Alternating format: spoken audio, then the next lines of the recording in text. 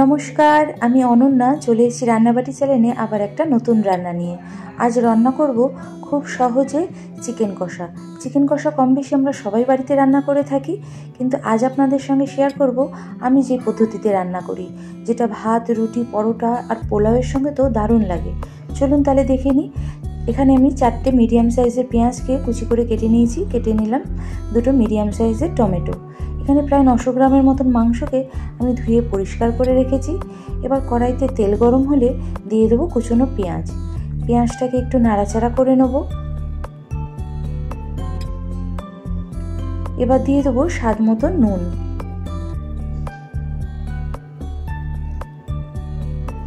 আর দিয়ে দেবো স্বাদ মতন চিনি। এবার সব কিছুকে লো ফ্লেমে ভালো করে নাড়াচাড়া করে নেব। পেঁয়াজটাকে ততক্ষণ ভাজবো যতক্ষণ না পেঁয়াজের রং পাল্টাচ্ছে। এবার দিয়ে দিলাম কুচনো টমেটো।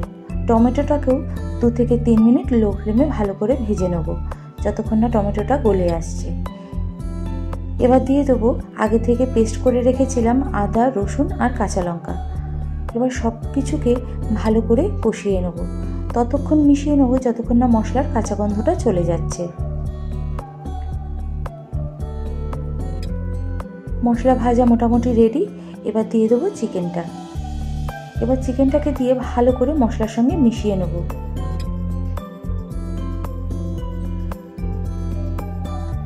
চিকেনটা ভালো করে মেশানো হয়ে গেছে। লো ফ্লেমে চিকেনটা একটু হতে থাক, ততক্ষণ একটা মশলা রেডি করে চলুন। এখানে 4 থেকে 5 চামচ টক দই নিয়ে নিয়েছি, ভালো করে ফেটিয়েও নিয়েছি। এবার দিয়ে দিলাম হলুদ গুঁড়ো, লঙ্কার গুঁড়ো, গোলমরিচ গুঁড়ো, কাশ্মীরি লঙ্কার গুঁড়ো আর জিরের গুঁড়ো। এবার সব কিছুকে মিশিয়ে একটা স্মুথ পেস্ট বানিয়ে নেব। ব্যাস, পেস্ট বানানো রেডি। দেখুন এদিকে চিকেনটাও মোটামুটি রং পাল্টে গেছে। এবার একটু নাড়াচাড়া করে নেব। এবার দিয়ে দেবো দইয়ের পেস্টটা।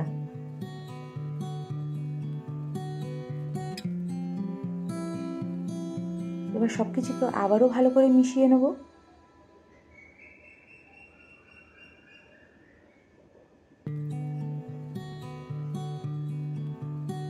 সব কিছু ভালো করে মেশানো হয়ে গেছে। এবার 4 থেকে 5 মিনিটের জন্য লো ফ্লেমে ঢেকে দিলাম।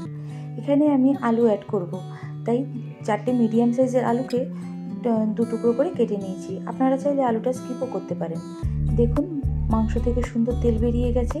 এবার দিয়ে দিলাম আলুটা। এবার সব কিছুকে আবারও ভালো করে মিশিয়ে নেব। দিয়ে দেবো 4-5টা চেরা কাঁচা লঙ্কা। এবার লো ফ্লেমে 4 থেকে 5 মিনিটের জন্য ঢেকে দিয়েছিলাম। এবার ঢাকনা খুলে আবারও একবার নাড়াচাড়া করে নেব। এবার যে বাটিটার মধ্যে আমি দইয়ের পেস্টটা রেডি করেছিলাম, তার মধ্যে অল্প জল দিয়ে সেই জলটা অ্যাড করলাম। এবার দিয়ে দিলাম 1 চামচ গরম মশলার গুঁড়ো। এবার সব কিছুকে ভালো করে নাড়াচাড়া করে নিয়েছি। এবার লো ফ্লেমে মাংসটাকে ঢেকে দেবো, যতক্ষণ না আলু আর মাংসটা সুন্দর সেদ্ধ হয়ে আসছে। দেখুন আলু আর মাংস দুটোই সুন্দর সেদ্ধ হয়ে গেছে। আমাদের মাংস রান্না কিন্তু একদম কমপ্লিট। যদি ভালো লাগে অবশ্যই একবার ট্রাই করে দেখবেন।